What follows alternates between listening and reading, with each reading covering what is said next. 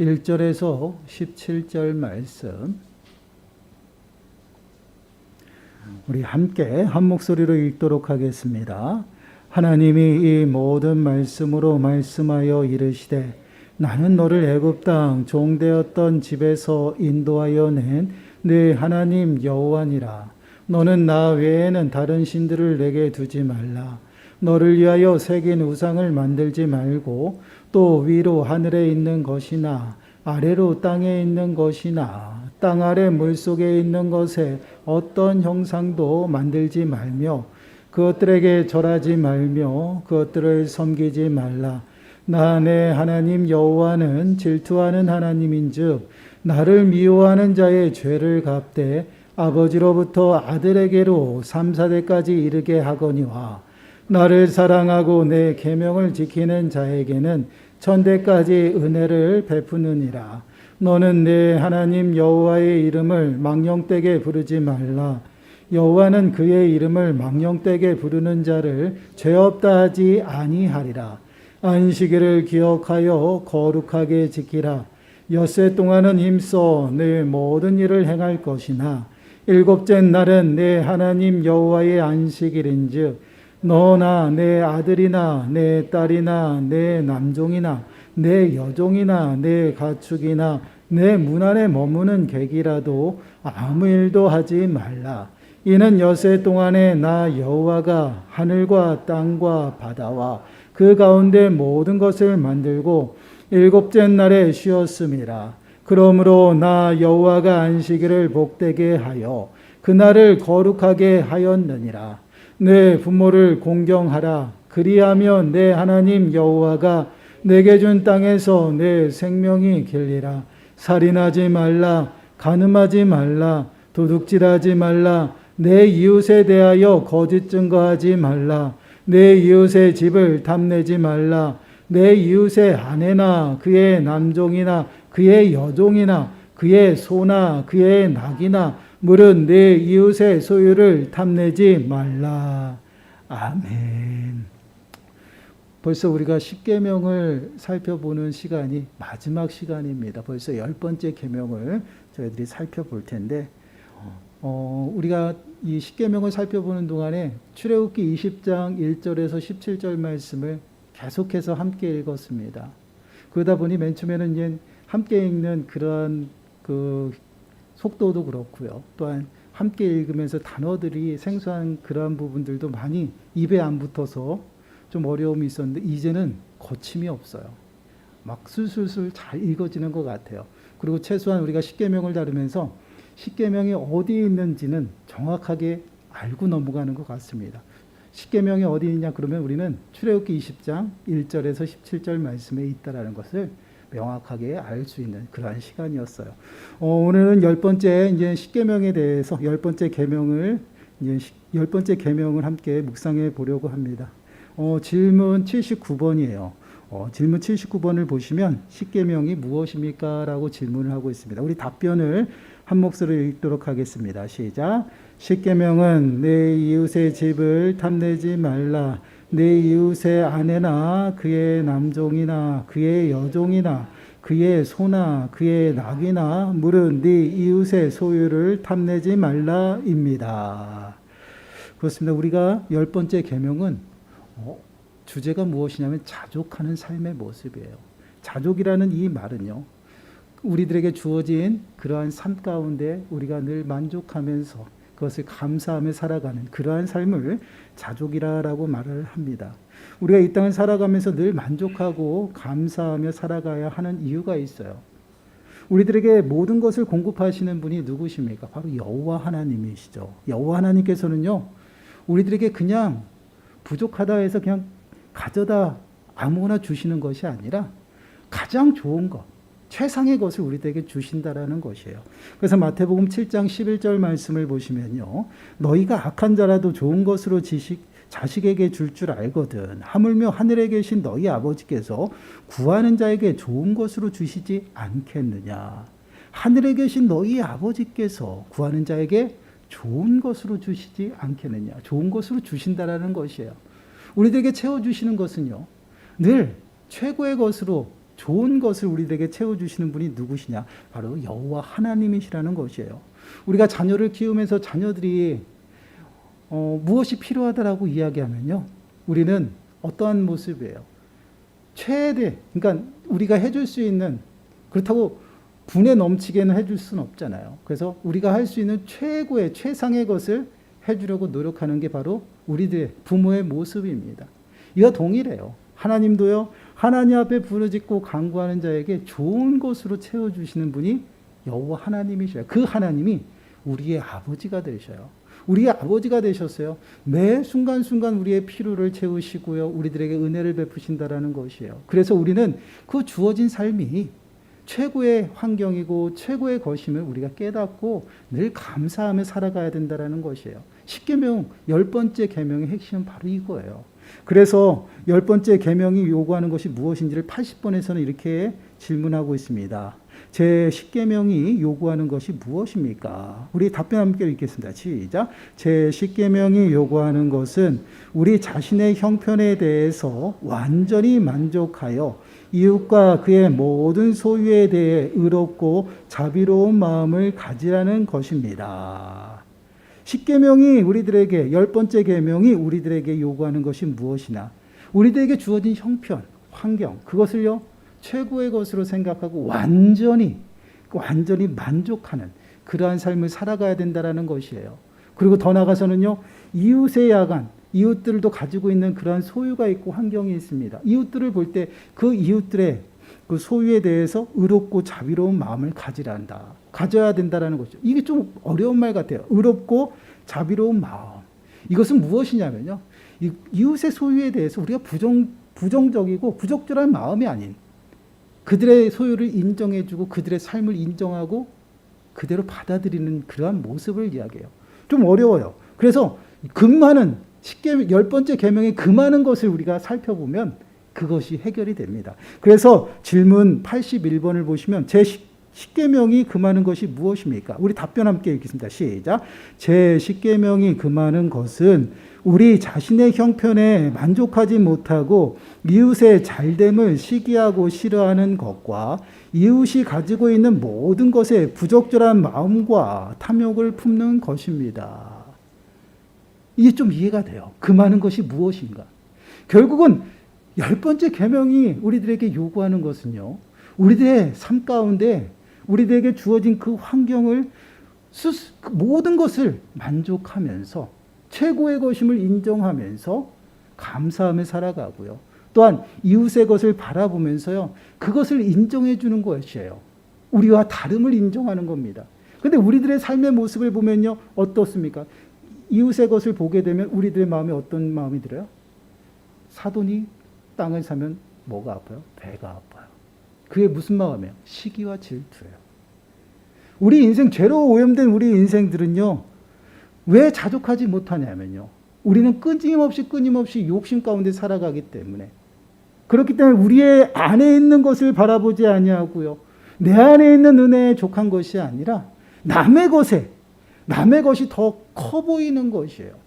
그러다 보니 그러한 시기와 질투 가운데 우리는 이웃의 그 소유를 부적절하게 바라본다라는 것이에요. 더 나아가서는요, 그 욕심을 채우기 위해서 때로는 갈취해서 뺏을 때도 있다라는 것이에요. 그러한 것을 지금 금하고 있다라는 것이에요. 결국은 10번째 계명은요, 보여지는 것보다 보이지 않는 우리 마음속에서 나타나는 시기와 질투, 그러한 탐심, 욕심에 빠져서 살지 말라라고 우리들에게 말씀을 하고 있다라는 것이에요. 그러기 위해서는 우리들에게 주어진 환경, 그 환경에 또한 주어진 우리들의 삶, 그 삶이 최고의 것임을 우리가 스스로 만족하고 또한 그것에 감사하며 살아가야 된다라는 것이에요. 그렇지 아니하면요, 우리는 늘 탐심 가운데, 욕심 가운데 매 순간순간 시기와 질투 가운데 빠져서 살아갈 수밖에 없다라는 것이에요. 왜 그럴까요? 죄로 오염되었기 때문에 그래요. 야고보서 1장 14절 15절 말씀을 보시면요, 이렇게 말씀을 하고 있어요. 오직 각 사람이 시험을 받는 것은 자기 욕심에 끌려 미혹됨이니 욕심이 잉태한 즉 죄를 낳고 죄가 장성한 즉 사망을 낳느니라. 우리가 시험을 받는 것이 무엇 때문에 그렇다고, 내 욕심 때문에 그렇다고 그래요. 내 욕심으로 인해서 내 욕심을 채우고 탐심 가운데 살아감으로 끊임없이 내 삶보다는 더 과분한 삶을 원하는 거예요.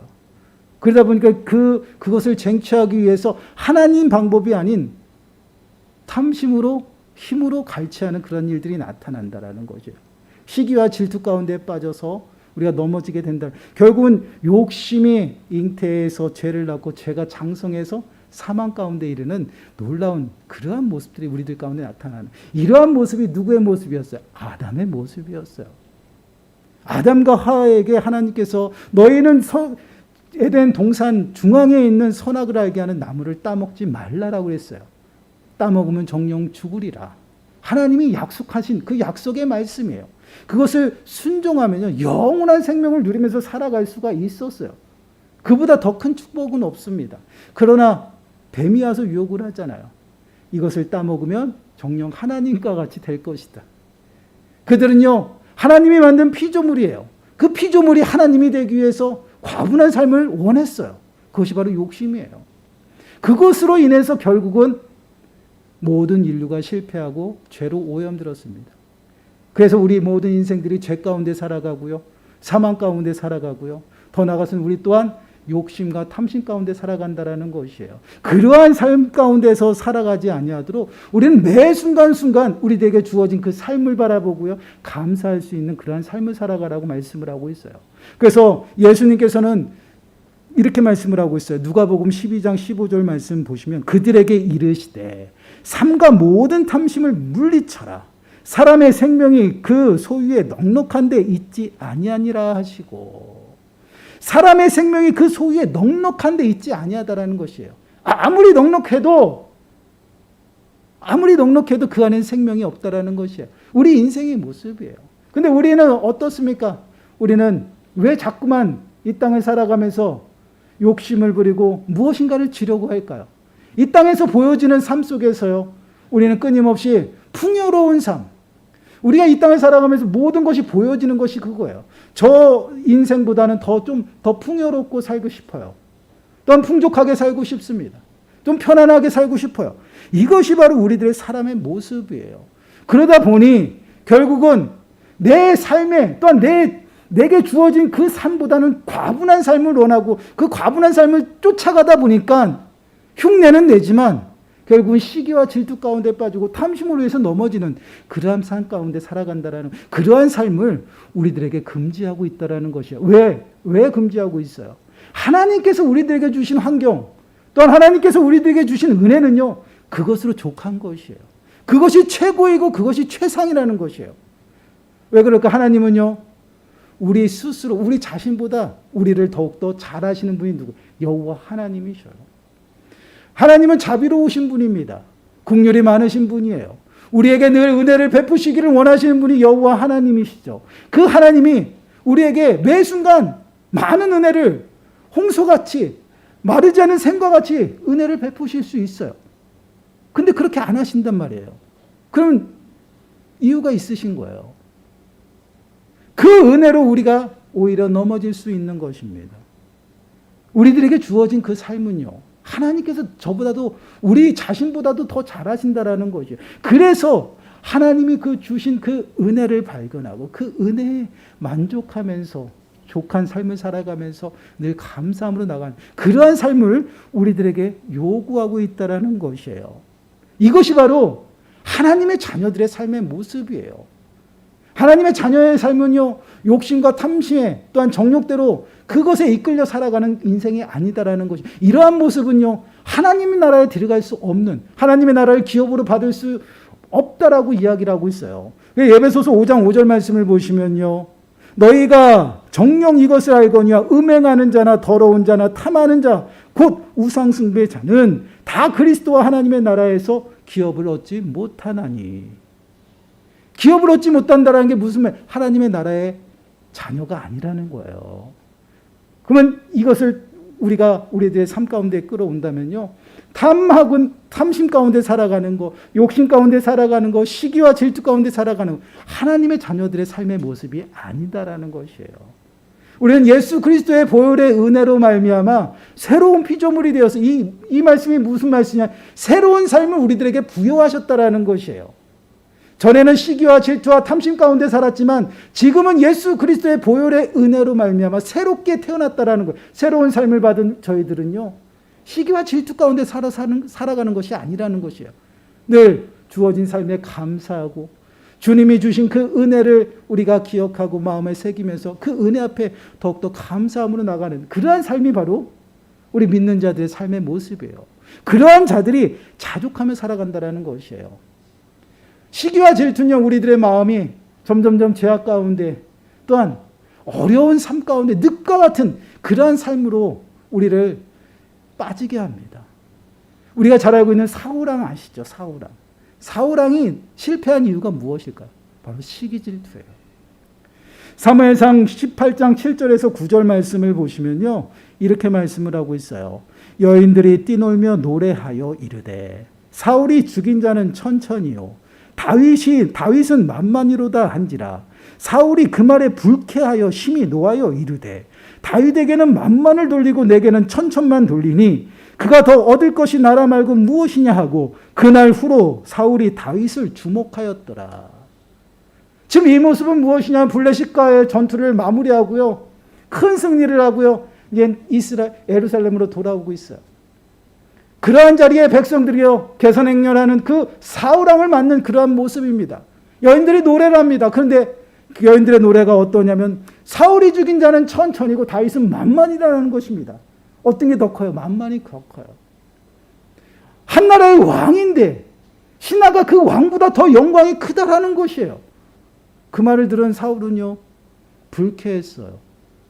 이건 시기예요. 질투예요. 여러분 한번 생각해 보세요. 내가 부리는 종이요 영광이 다른 데 가서 너무 잘해서 영광 받아요. 그러면 당연히 그 영광은 누구의? 주인의 것이에요. 신하가 잘하면 왕은 저절로 높아지는 건데 지금 신하하고 비교가 되는 그 모습이 사울은 불쾌했다라는 것이에요. 결국은 시기와 질투 가운데 넘어지는 모습이에요. 그날 이후로 사울의 삶은요 비참해요. 늘 누구에게 고정이 됐어요? 다윗에게. 다윗이 무엇을 하나? 어떤 일을 또 하나? 계속 거기에 집중되어 있는 거예요. 정말 하나님 앞에 고정되어져 있고 하나님을 바라봐야 되는 그 시선이 이제는 다윗에게 고정이 되어서 항상 무엇을 하는지 경계하면서 그 삶을 주목하고 있다는 것이에요. 무엇 때문에요? 시기와 질투 때문에. 결국은 시기와 질투로 넘어지고 실패하는 삶을 살아갑니다. 이게 바로 사울왕의 모습이에요. 그런데 이러한 모습이 결국 우리들의 삶 가운데 두드러지게 나타나면서 우리도 이러한 모습으로 넘어지게 된다는 것이에요. 여러분 한번 생각해 보세요. 우리 인생들은요, 갈수록 편한 거, 갈수록 풍족한 거, 우리들에게 주어진 삶의 그 모습을 우리가 만족하지 못하는 그것이 우리들의 죄성이에요. 여러분 한번 생각해. 길을 가다가 힘들면 어때요? 쉬었다 가고 싶잖아요. 그러면 어디 앉을 때를 찾아요. 앉아야 됩니다. 앉아있으면 또 무슨 생각이 들어요? 더 편한 눕고 싶은 마음이 생깁니다. 또 누워요. 누우면 어떻습니까? 이젠 자고 싶어요. 이게 우리 인생의 모습이에요. 한순간도 우리들에게 주어진 그 삶에서 그것으로 만족하고 그것으로 인해서 감사하기보다는 더 많은 것을 찾고 더 많은 것을 채우려고 하는 것이 우리 인생입니다. 이것이 바로 죄로 오염된 인생들의 모습이에요. 왜 그럴까요? 우리들의 삶 가운데 하나님이 베푸신 그 은혜가 얼마나 크고 또 얼마나 값진 것인지 우리가 깨닫지 못하기 때문에 그렇습니다.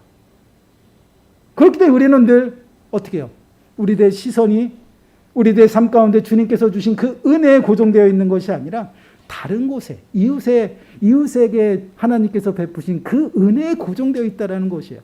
내 안에 너무나도 소중한 보물들이 많은데 그 보물을 바라보지 못하고 다른 곳에서 보물을 찾고 있는 것이 바로 우리 인생들의 모습이에요. 이런 거예요. 우리의 몸은 여러 지체잖아요. 발이 하루는 이렇게 이야기를 합니다. 나는 더 이상 이제 맨 밑바닥에서 살기 싫어. 좀 머리가 되고 싶어.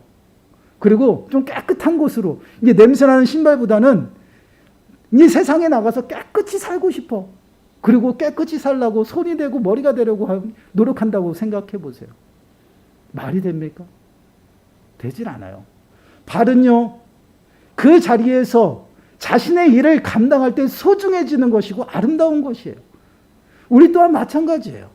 우리들의 삶 가운데에서 주님이 주어진 그 삶 속에서 최선을 다하고요. 또한 그 자리에서 모든 것을 감당하며 감사하고 살아갈 때 그 삶이 아름답고 또한 그 삶이 풍요로워지는 것입니다. 그 비밀을 우리가 깨닫지 못해요. 그러다 보니 우리는 자족하지 못하고 하나님의 은혜를 보지 못하고 어떻게 해요? 다른 곳으로 자꾸만 시선을 돌린다라는 것이에요. 이것이 바로 죄로 물든 우리 인생들의 모습이에요. 그러면 우리는 자족하며 살아갈 수 없을까요? 그렇지 않죠. 빌립보서 4장 11절과 12절 말씀 보세요. 내가 궁핍함으로 말하는 것이 아니니라. 어떠한 형편에든지 나는 자족하기를 배웠노니 나는 비천에 처할 줄도 알고 풍부에 처할 줄도 알아. 모든 일 곧 배부름과 배고픔과 풍부와 궁핍에도 처할 줄 아는 일체의 비결을 배웠노라. 지금 사도 바울의 고백입니다. 사도 바울은 자족하기를 배웠다라고 이야기를 하고 있어요. 그런데 그 자족하는 그 삶 가운데 늘 풍족함이 있었던, 풍족한 삶만 있었던 것이 아니다라고 이야기를 하고 있어요. 때로는 배고픔도 있었죠. 때로는 배부름, 궁핍 속에도 있었죠. 어려움 속에도 있었다라는 것입니다. 그럼에도 불구하고 자족함을 배웠다라는 것이에요. 여러분, 우리 인생들이 과연 이것이 가능했을까요? 불가능해요. 그럼에도 하나님께서 우리들에게 그것을 요구하고 있다라는 것입니다. 그 이유가 무엇일까요? 바로 주님께서 우리와 늘 함께 하시기 때문에 그래요. 그래서 사도 바울은요, 빌립보서 4장 13절 그 뒤에 이런 고백을 하는 것이에요. 우리 함께 읽습니다. 시작. 내게 능력 주시는 자 안에서 내가 모든 것을 할 수 있느니라. 아멘. 누구 안에서? 내게 능력을 주시는 자 안에서. 주님 안에 있으면 우리가 감사하며 살아갈 수 있다는 것이에요. 감사도요, 하나님께서 우리들에게 주신 축복이지만 우리가 스스로 할 수 있는 것이 아니다라는 것이에요. 계속해서 설명을 드리지만 우리는 죄로 오염된 인생들입니다. 그렇기 때문에 주님이 아니면 주님의 은혜를 바라보지도 못해요. 주님의 은혜가 무엇인지를 못해요. 육신에 속해서 살아왔기 때문에 아무것도 모릅니다. 그러나 주님 안에서 비로소 우리는 주님이 주시는 은혜가 무엇인지 또한 내게 가장 귀한 것이 무엇인지를 깨닫게 되는 것이에요. 그래서 우리는 하나님 앞에 감사할 수밖에 없고요. 감격할 수밖에 없다는 것이에요. 그래서 내게 능력 주시는 자 안에서 내가 그 어떠한 모든 환경들도 다 감당할 수 있고 감사할 수 있고 자족하며 살아갈 수 있다는 것을 고백하고 있다는 것이에요. 그렇기 때문에 우리들에게 끊임없이 자족하는 삶을 우리들에게 요구하시는 하나님께서는요, 끊임없이 우리들에게 주님의 인도하신 것, 주님 안에서 살아가라라고 말씀을 하고 있어요. 이것이 바로 감사의 신앙의 모습이에요. 여러분, 우리는요, 이 땅을 살아가면서요, 항상 좋은 것, 또한 값진 것, 그런 것들을 많이 찾고 따라갑니다. 그런데 여러분, 가장 소중하고 값진 것은요, 우리 안에 있다라는 것이에요. 우리 안에 하나님께서 가장 좋은 것을 우리들에게 채워주시고요. 또한 우리가 옷을 입을 때 우리에 맞는 옷이 있어요. 그 옷을, 가장 잘 맞는 옷을 우리들에게 입혀주셨대. 그것이 바로 우리들의 삶의 모습이에요. 우리가 살아가는 그 삶의 현장이 바로 우리의 가장 몸에 잘 맞는 옷이다라는 것입니다. 그 옷을 입히고요, 하나님께서는요, 가장 멋지게 또한 가장 아름다운 모습으로 살아갈 수 있도록 우리를 붙들고 있다라는 것이에요. 그렇기 때문에 우리는요, 우리의 시선을 이웃에게 있는 그 풍요로움을 보는 것이 아니라 내 안에 있는 하나님을 찾고요, 또한 그 하나님께서 우리들에게 베푸신 그 은혜의 고정이 되어줘야 된다는 것이에요.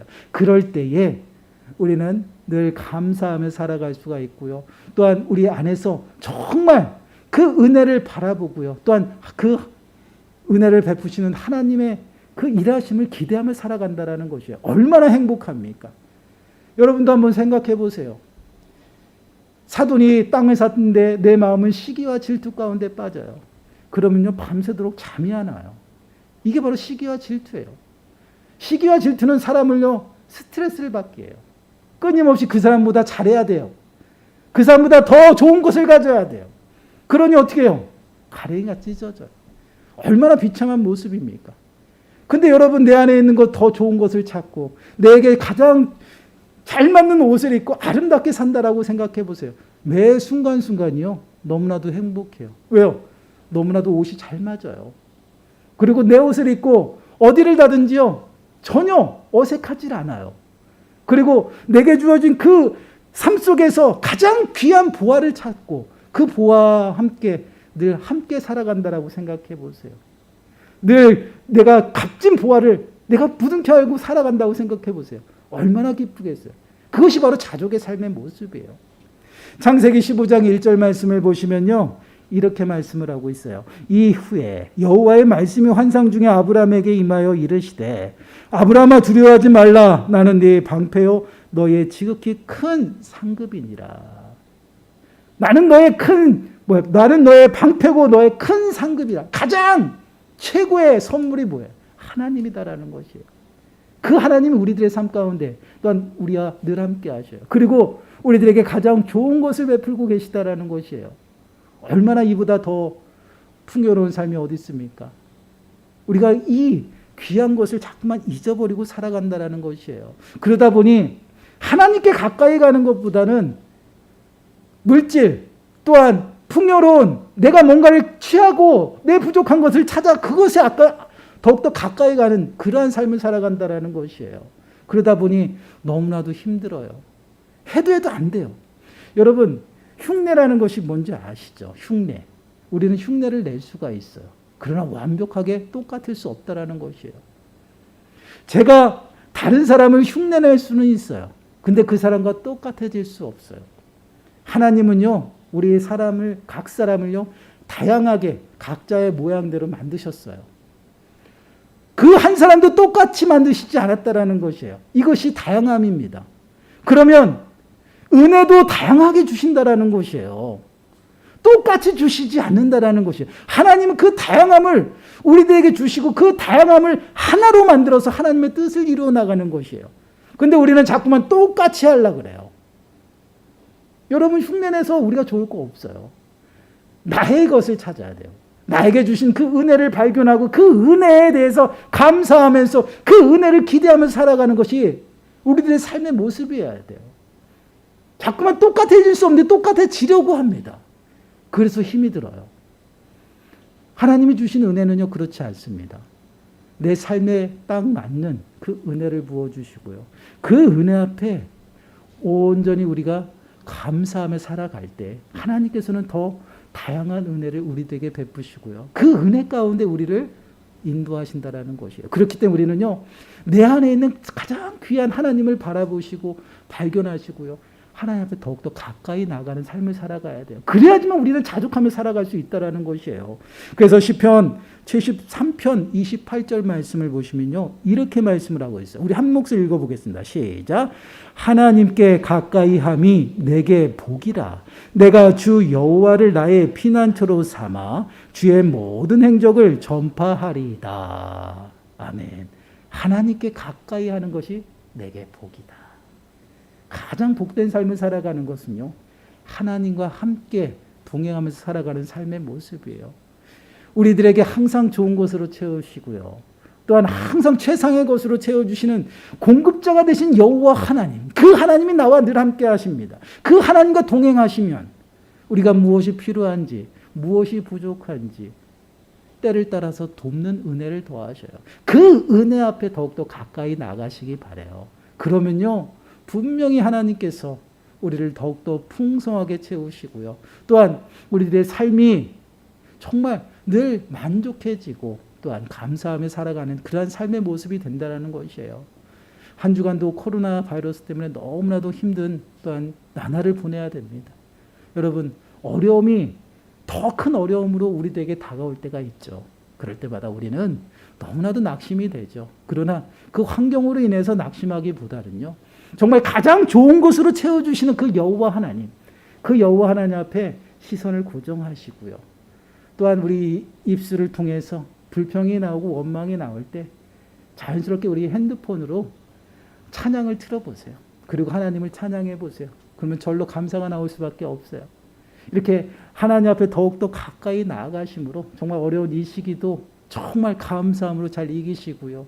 더 나아가서는 정말 내가 할 수 없는 그 모든 감사가 주님 안에 있을 때 가능하다라고 말씀을 하니까 우리가 정말 주님을 더욱더 가까이 함으로 정말 내 안에 있는 하나님께서 우리들에게 주신 베푸신 그 은혜를 발견하시고 그 은혜 앞에 더욱더 가까이 나아가서 그 은혜가 더욱더 풍성히 임하는 저와 여러분들의 삶이 되시기를 간절히 축원합니다. 기도하겠습니다. 하나님 감사합니다. 우리들이 살아가는 삶이 너무나도 고되고 어렵지만 그럼에도 불구하고 주님 앞에 더욱더 감사하며 나갈 수밖에 없는 것은 우리들에게 늘 은혜를 베푸시고 그 채워주심이 가장 좋은 것이고 최상의 것을 우리들에게 주심을 믿기 때문입니다. 하나님, 저희들의 부족함을 다른 이웃의 것에서 찾는 그러한 미련한 자가 되지 아니하도록 주여 도와주시고 정말 주님 안에서 저희들에게 베푸신 그 은혜를 발견하고 또한 기대하고 소망하며 살아갈 수 있는 저희 모든 심령들이 되어줄 수 있도록 은혜를 더하여 주옵소서. 시기와 질투와 탐심 가운데 빠져서 흉내내며 어려움 가운데 살아가는 저희들의 모습이 아니라 정말 주어진 모든 것이 하나님이 베푸신 은혜이며 또 그 은혜만으로도 족함을 고백하며 더욱더 하나님께 가까이 나가는 저희들의 삶의 모습이 되게 하여 주셔서 최고의 상급이 되시는 여호와 하나님과 매 순간순간 동행하는 저희 모든 심령들 되어질 수 있도록 은혜를 더하여 주시옵소서. 이 모든 말씀 예수님의 이름으로 감사하며 기도드리옵나이다. 아멘. 찬송가 428장입니다.